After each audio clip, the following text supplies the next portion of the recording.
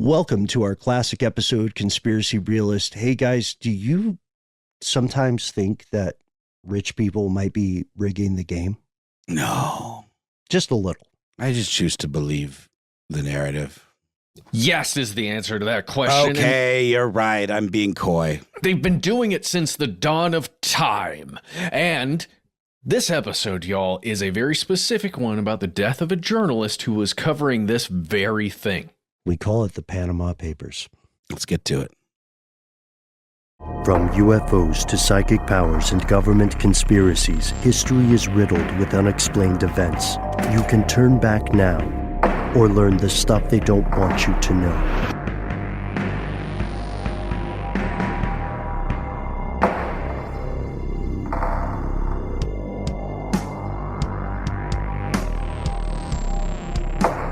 Hello, welcome back to the show. My name is Matt. Our compatriot, our better third, is on a bit of an adventure, but he will return shortly.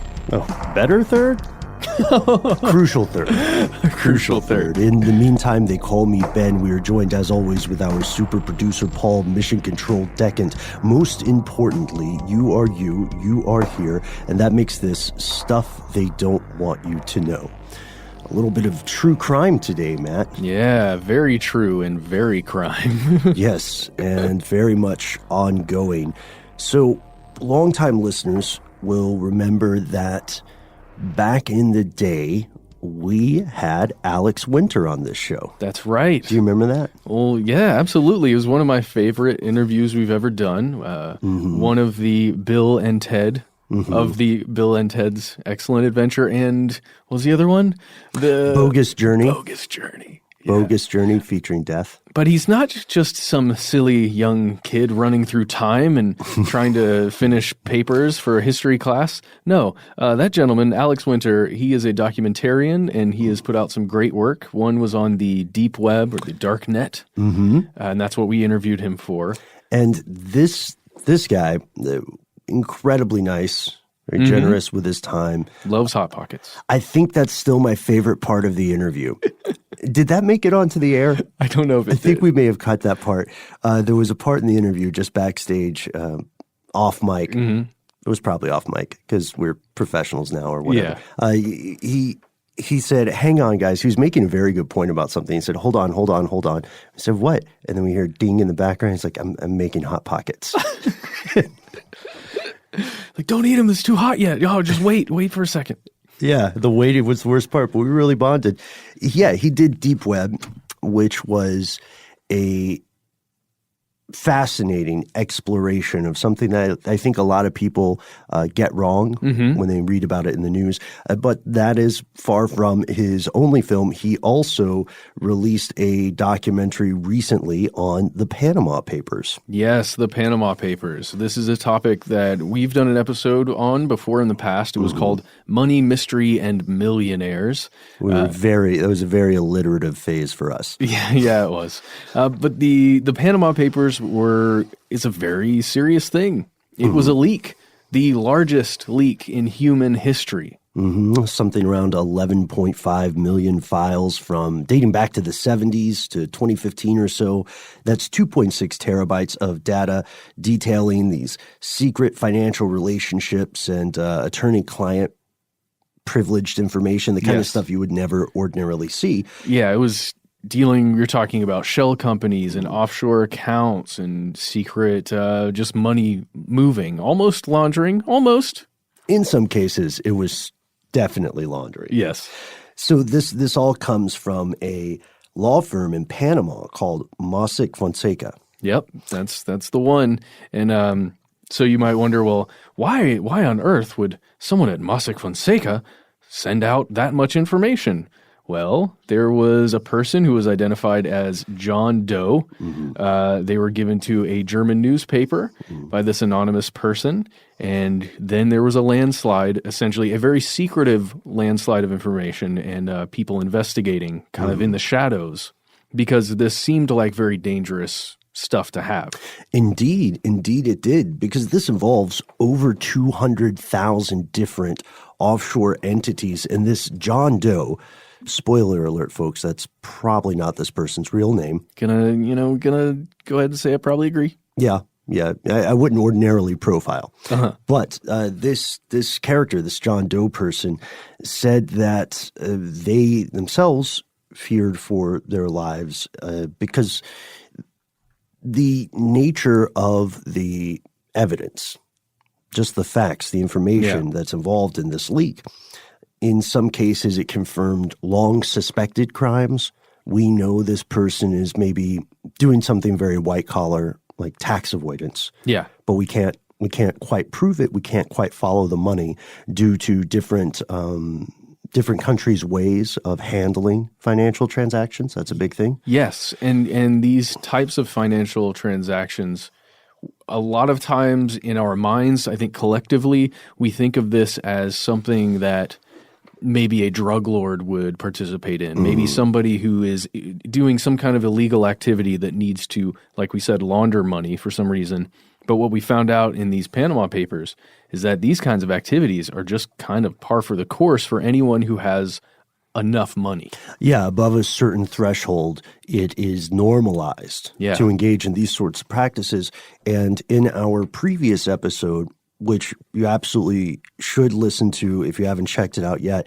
In our previous episode, we explore how the German paper came to find the safest way to disseminate and analyze this info. Yeah. We also found just how many people had been, to your point, Matt, how many people had been named. These financial movements through shell companies involve athletes, involve bankers, involve criminals, as in like drug cartel overlords and stuff. But it also involves politicians. British Prime Minister David Cameron was implicated in this. Yeah. And the Icelandic Prime Minister, Sigmundur Gunnlaugsson, had to resign. I believe he ultimately stepped down. Also, a lot of these transactions that we see, moving money from one shell company to another to get the best tax position, that stuff's legal. Yeah. It's a legal thing. Yeah, then what are you going to do about it? Right. I mean, it's just we're the big players of the world, and this is what we're doing. If it's proven to be tax avoidance, then it's illegal. If it's just moving money around to make sure it's safe in Switzerland somewhere or Panama, it's fine. Sure, it's just gambling, and Vegas, baby. That's probably what people say. That's what they all say in Panama. Vegas, baby. That's what they all say. That's what they all say in the country of Panama. Yeah, they all say Vegas, baby. Why is this a big deal, though? If these things are legal, if it's just a depiction of a confidential yet still legal financial process, what gives? Where's the beef? Well, because not all of it is legal. That's right. Yeah. In multiple cases, the transactions indicate some pretty heavy stuff. Perhaps most importantly, the Panama Papers show the clear process through which these sorts of financial crimes occur. It's possible, using this information, to follow money from point A to B to C to Z and so on. That is in itself extraordinary.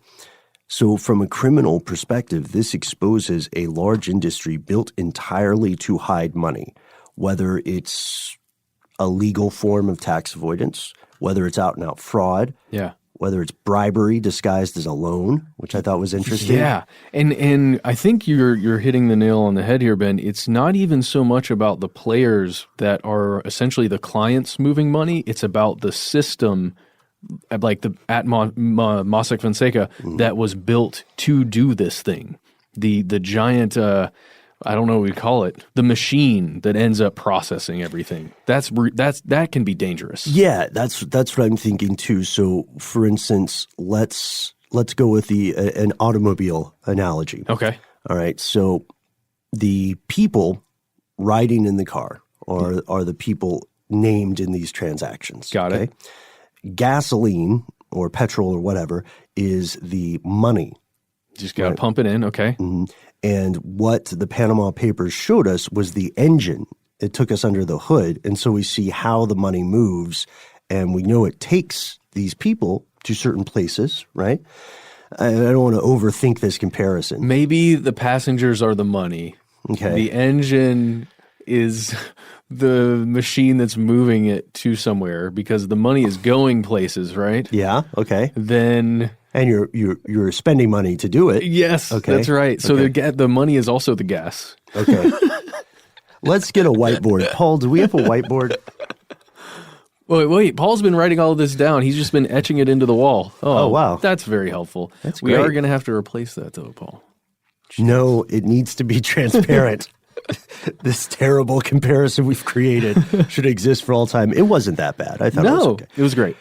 But the release of these papers was not great for the folks involved. It was not all sunshine and rainbows on their end. No, absolutely. And you can kind of feel that Ben and I are having fun in the studio. And this is one of those topics that is going to get very heavy. I think that's something that Ben, you and I do when we're talking about something that's pretty heavy. Just give a little lightness to it, but prepare yourself. That's true. That's true. This is a bit of the I used to call it the NPR story formula, but it's not really NPR. It's more programs that are on NPR, like The Moth or something. So what you do is you start out with a lighthearted statement or something very bold in one sentence. Got it. And then you save the heavy stuff for the turn at the end. And this is where we're approaching the turn to our second half, folks, because when that German paper, Süddeutsche Zeitung, received the original leak and they realized the size of the stuff they were dealing with, they started, as you said, Matt, secretly asking for help throughout the journalistic community. Yes. Because we need multiple sources to confirm this stuff is true. First off, do we know this is even real? If so, how? That's a long, arduous, tedious process. And John Doe complicated it because John Doe, fearing for their life, had certain conditions. Yeah, they could only he could only communicate with them and them back through encrypted channels, which is, I would say, kind of standard for this kind of thing. Is very Edward Snowden in a way, almost like digitally putting your cell phone in the freezer. They could also never meet face to face, so neither side would know exactly, I guess, who they were talking to. Well, in this case, I'm sure John Doe knew some of the names of the journalists. And you can definitely see through his actions just how scared this John Doe was about his actions and about the power that these papers held. And as of today, we still know very, very little about this individual or this group of people pretending to be an individual.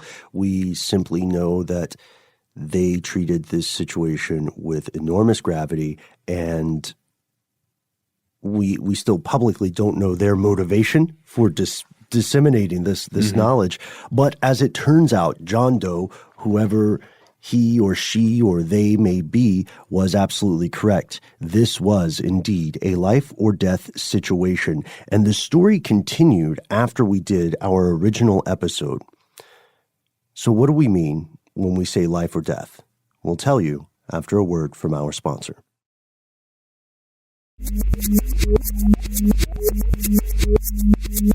Here's where it gets crazy. We'd like to introduce you to Daphne Caruana Galizia. She was born August 26th, 1964. She was a Maltese journalist. She was an author and an activist, and she was also just a prolific blogger. She's basically the you could call her a classic trope of the no excuses, I'm going to tell truth to power investigative journalist, essentially, just functioning on her own and with organizations. But definitely you could read her passion for that kind of stuff in her blog. And if you're interested in it right now, you can, like, as we're talking about it's this. Still up, yeah. Yeah, you can go over there. Let me just pull it up really fast. The website is Daphne, Daphne, Caruana, Caruana, Galizia, Galizia.com. And you can go there right now and you can just see all of these posts that she made. And like I said, you can see her passion. And she spent decades building her reputation in Malta and abroad, primarily for investigations into what she saw as the corruption-riddled government, society, and industry of Malta. She examined things like the link between Malta's online gambling and organized crime, or something called the Citizenship by Investment Scheme, also known as Golden Visas. And this one was an interesting one because this happens in a ton of countries. This happens in the U.S., this happens in the UK. If you pay a certain amount of money, or by paying we mean in some cases if you invest in a company or something at a certain amount of money, maybe $100,000, probably more. Yeah. I mean, it sounds like it's a good starting point. And then you get residency and eventually you get citizenship. This is a legal thing. Of course, it's incredibly unfair. Yeah. Most citizenship requests that are granted every year are not this. This is a wealthy person's loophole. Yes. Right?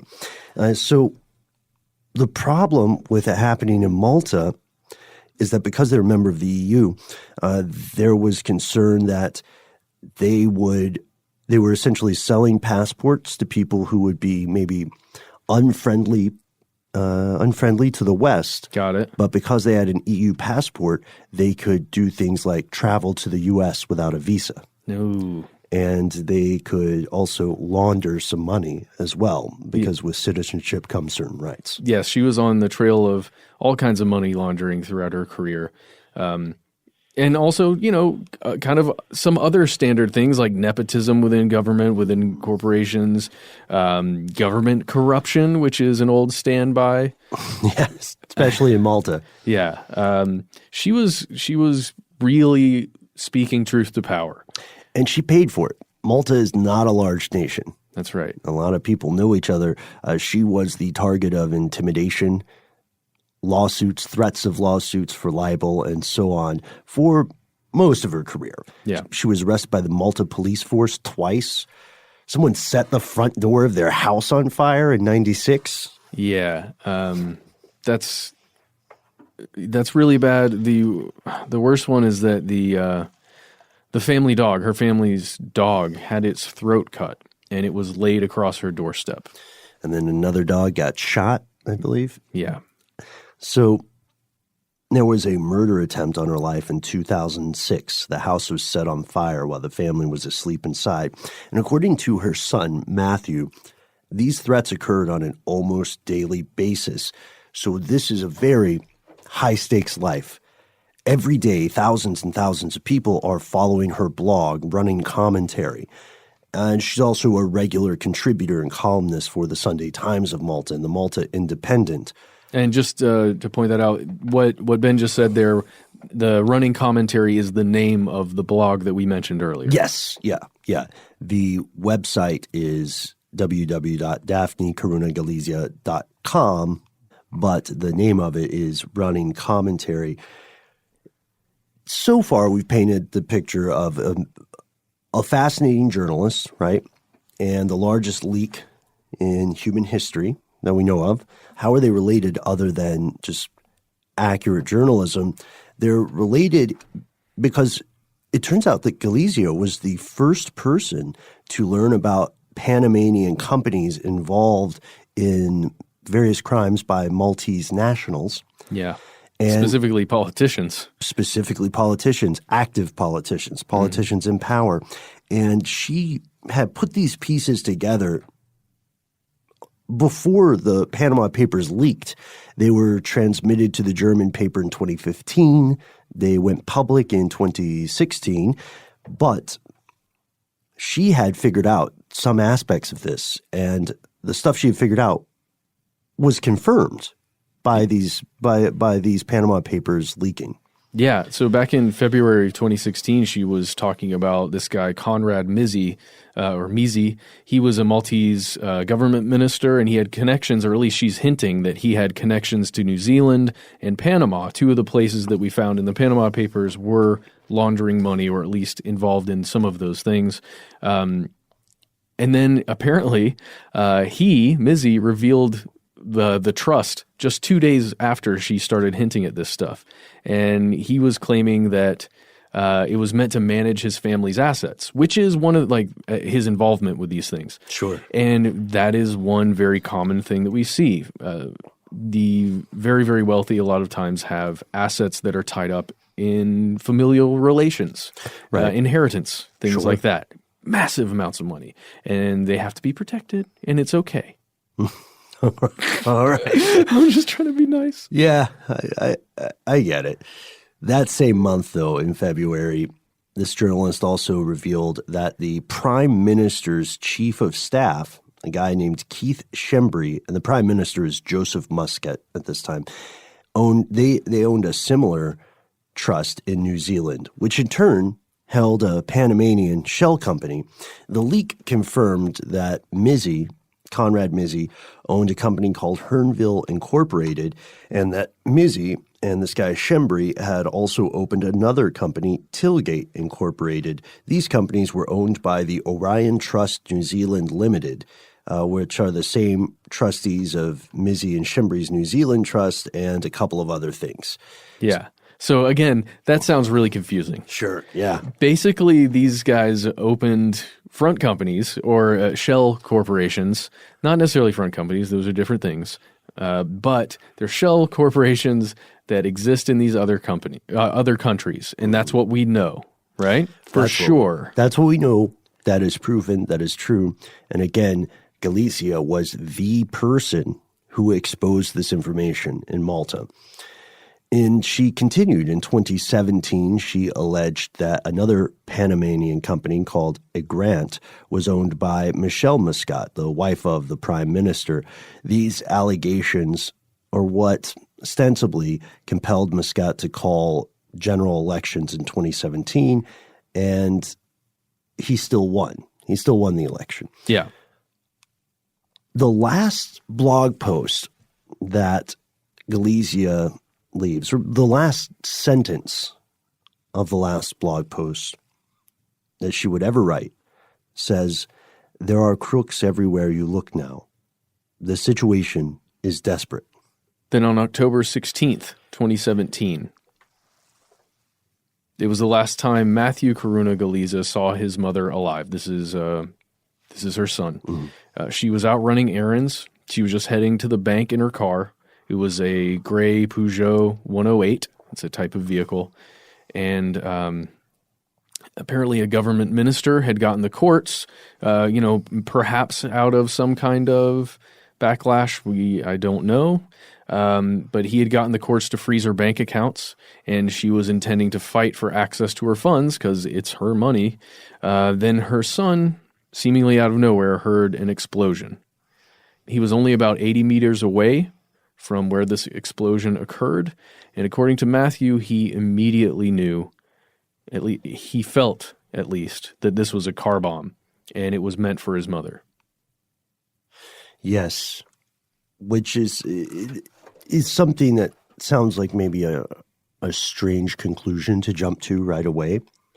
I imagine there had to have been some outward, I don't want to say paranoia. I mean, I'm sure it would manifest from the outside as paranoia, but from the inside, it was just knowing the truth of her situation, maybe. This was also not the first time, even that year, that a car bomb had been used as a tool of assassination. This was the sixth time. There had been 5 more car bombing attacks, some with survivors, from one in January, September, October. Mm-hmm. And it was a messy, messy business. What we're saying is he would have also already have heard about something like a car bomb being used this way. So he's standing there. This explosion occurs. He's only 80 meters away. He starts running down the road. He's barefoot. He's frantically calling his mother's cell phone.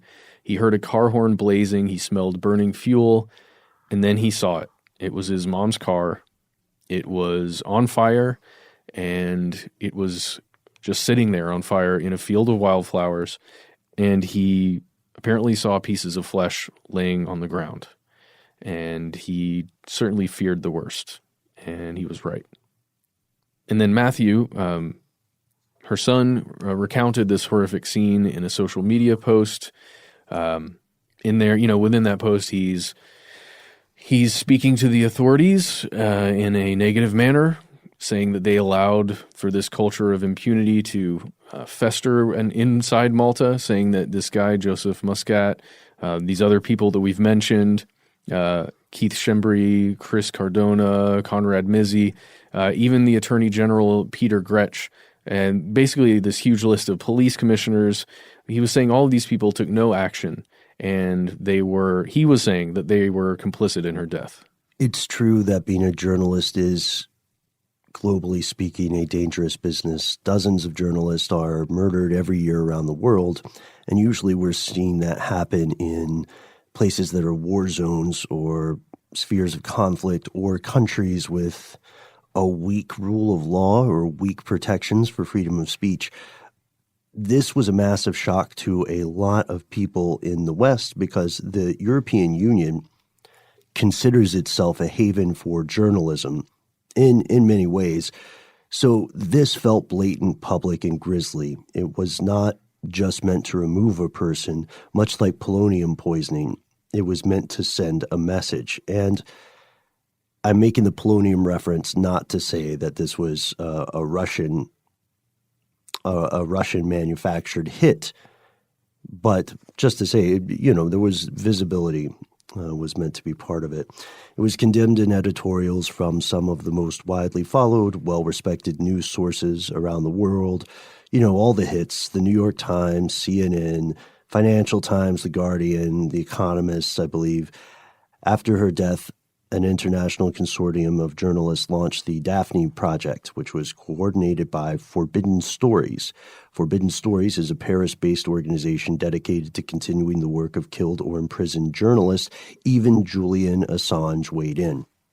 Yeah, he announced that he was going to pay €20,000, a reward essentially, for any information leading to the conviction of Caruana Galizia's killers. That's a huge deal that Julian Assange would step up and do that.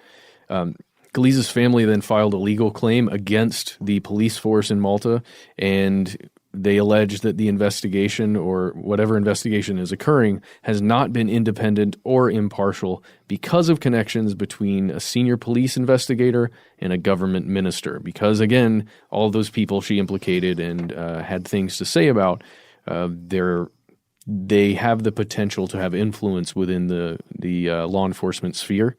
And both were subjects of Caruana Galizia's blog. Exactly. And where does this leave us now? So the facts so far are that the Panama Papers leak. They confirm what a longtime investigative journalist / activist has said in the country of Malta. And after numerous attempts on her life, she dies. One of the murder attempts works. So what happens next? We'll tell you after a word from our sponsor.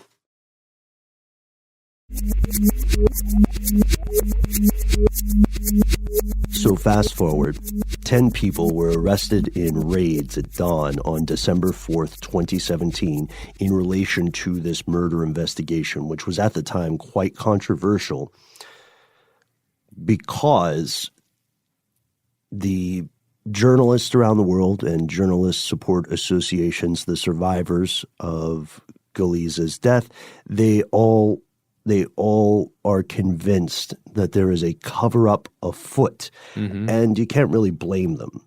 Eventually, 3 people were charged for the murder, for committing the acts of rigging a car bomb and detonating it. And his brothers, named George and Alfred Di Giorgio and Vincent Muscat. Despite all these protests in Malta and abroad, it appeared that the government of the country was indeed was actually dragging its feet in the investigation. The 3 suspects claimed their arrest and searches violated their fundamental rights, which in practice worked as a way of delaying the trial. Yes. And now it leads us to the Panama Papers in 2019. Because years after the leak, you have to wonder how much this has actually changed the situation on the ground. It's something you and I talked about in the first episode of the papers. I mean, these things blow up, right? And this information is revealed, but those shell companies, except for a few egregious ones, are still around. Yeah. It definitely reminds me of the financial crash of 2007, 2008, where We as a human people saw the cracks in the system and the blatant holes in the system and the way the machine itself was rigged. And yet nothing really changed. I think there was one arrest I know of, and maybe there are a handful of arrests in that situation. And it's the same with the Panama Papers. There was a man named Richard Gaffney. He lived in Massachusetts. He was an accountant. He was apprehended in 2018 in December. That was the first arrest occurred from the Panama Papers in the U.S. In December of 2018. I mean, there've been a handful of people who have gotten in various levels of trouble throughout the world because of the Panama Papers. Some politicians have stepped down at least in part due to the Panama Papers coming out, or at least had to apologize. I remember when David Cameron had this whole story. It was the same thing with, this is my family's money and it's just in a trust and we're just moving it around. But Vegas, baby. Yeah, there we go. That was what Cameron said. He said it's mostly his blackjack money. Yeah, but the United States is different from in Malta. It's different from New Zealand. It's different from in Panama where it's actually occurring. And in Malta, there is a clear issue. Yes, we'll put it simply. The people who are in charge of investigating this murder are the people that Galizia was investigating when she was alive. Yeah. Or they're closely affiliated with the people that she accused of cover-ups, crime, and even things ranging into support of violent crime. It's like a waterfall of paychecks, basically. Who signs your paycheck? Well, it goes all the way up. Oh, yep, it's that guy. Turtles all the way down, yeah. Or terror all the way down, perhaps. And you can't blame people for saying there's something screwy with this investigation. I think the prime minister continued to pursue a libel case against Galizia after she was dead, and said he would drop it if everyone agreed that he's cool and he didn't do anything. Right. And I'm laughing with a bitter note here because, you see, at this point, it's widely agreed that these three men who are currently in custody for this crime, it's widely agreed that they were not the brains behind the operation. They are all slightly older, low-level criminals. Mostly known for their activity in the diesel smuggling business, which is a big business in Malta. Yeah. So who is at the top?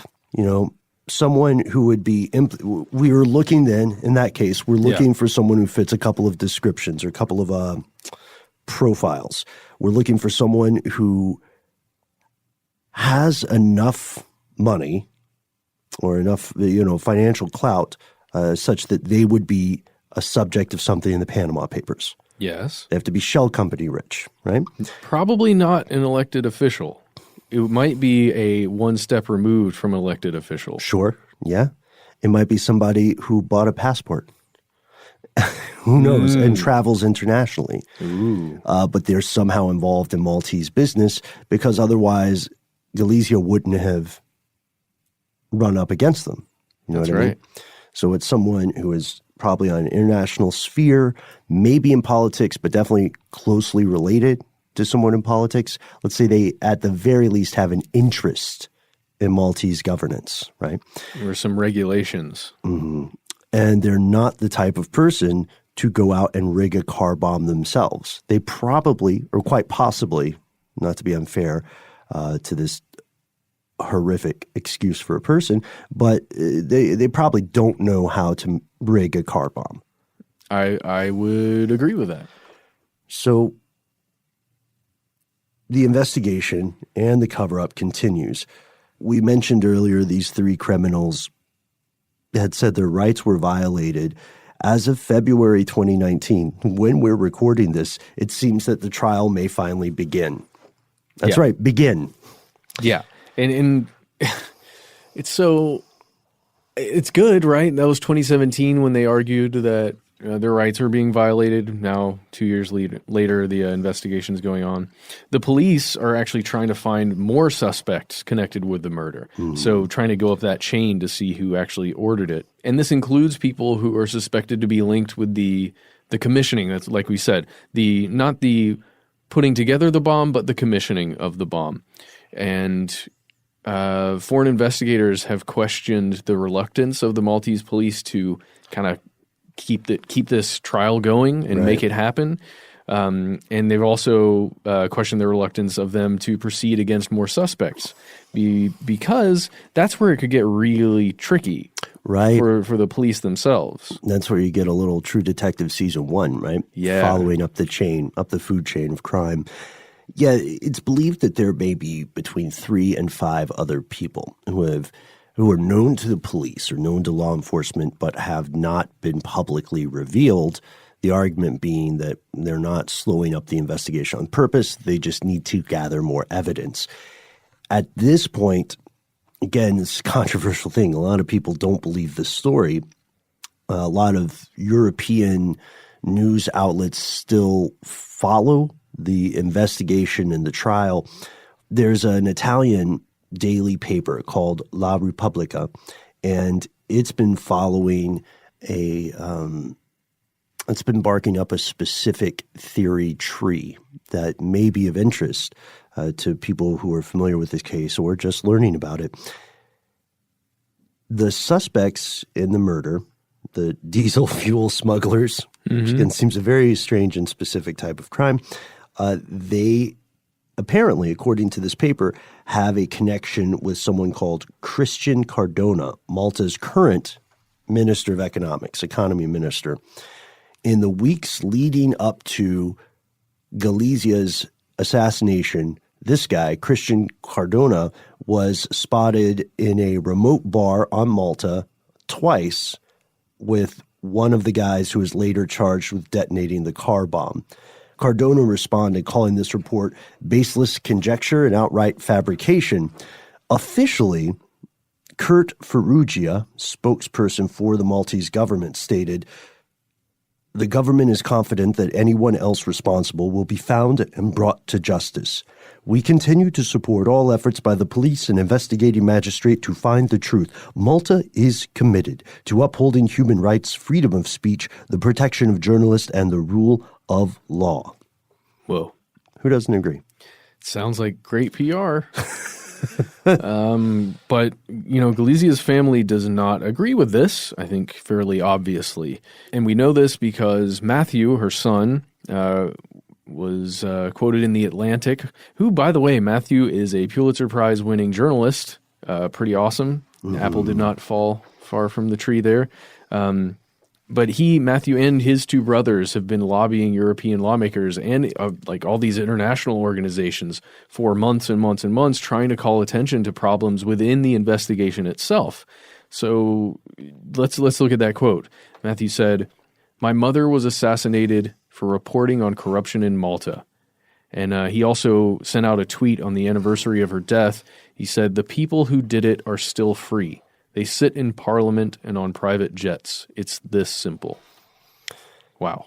Yeah, it's heavy hitting. The investigation continues, as does, on some level, the cover-up.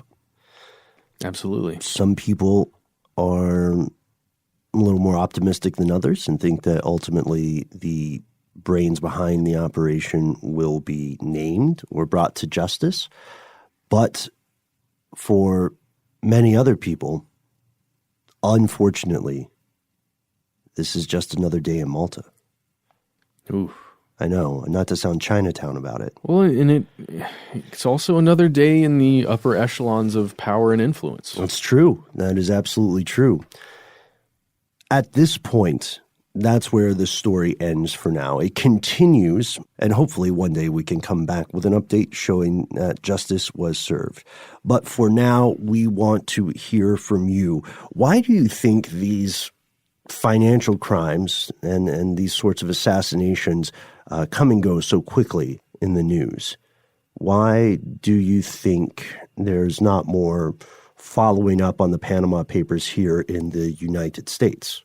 Yeah, please. We want to know those things. Do you think it had something to do with the connection or maybe a crossroad somewhere between politics and organized crime? Mm-hmm. We'd like to hear from you. If you know anything, be very careful about writing to us, but we would love to hear it. If not, send it to a journalist somewhere within your country. Just do it carefully. If you want to find us on social media and connect with us that way, we are at Conspiracy Stuff in most places, at Conspiracy Stuff Show on Instagram. Ben, you have a personal Instagram? That's true. It is at Ben Bolin in a burst of unbridled creativity. At Ben Bolin HSW? No, it's at Ben Bolin. Oh, that's awesome. I am not, I have one, but you will never find it. Ha ha ha ha ha. Right. It's enormously difficult to locate. You don't want to see it. It's just pictures of my son and I. And if you don't want to connect with us that way, you can find our Facebook group. Ah, yes. Here's where it gets crazy, where you can hang out with our favorite part of the show, your fellow listeners. It's also a great spot to pitch us some ideas for future topics or to get some feedback from other people about a weird thing you saw in the news. Because it's cool to crowdsource that kind of fact-checking. You know what I mean? And we have the greatest mods on the planet. And we have some top-notch mods. That's right. Their moddery is beyond compare. And let's say you're someone who says, I've got something you need to know. Yeah. I want to tell you, but I'm more of an audio person. Well, we have good news for you. You can call us directly. We are 1-833-STDWYTK. That's right. It's not that creepy. It's just an acronym for stuff they don't want you to know. And it becomes numbers when you type it in your phone. You'll see. Okay, so leave us a message there. We will listen to it, and it might get on the show if you make it weird enough. And that's the end of this classic episode. If you have any thoughts or questions about this episode, you can get into contact with us in a number of different ways. One of the best is to give us a call. Our number is 1-833-STDWYTK. If you don't want to do that, you can send us a good old-fashioned email. We are conspiracy@iHeartRadio.com. Stuff They Don't Want You to Know is a production of iHeartRadio. For more podcasts from iHeartRadio, visit the iHeartRadio app, Apple Podcasts, or wherever you listen to your favorite shows.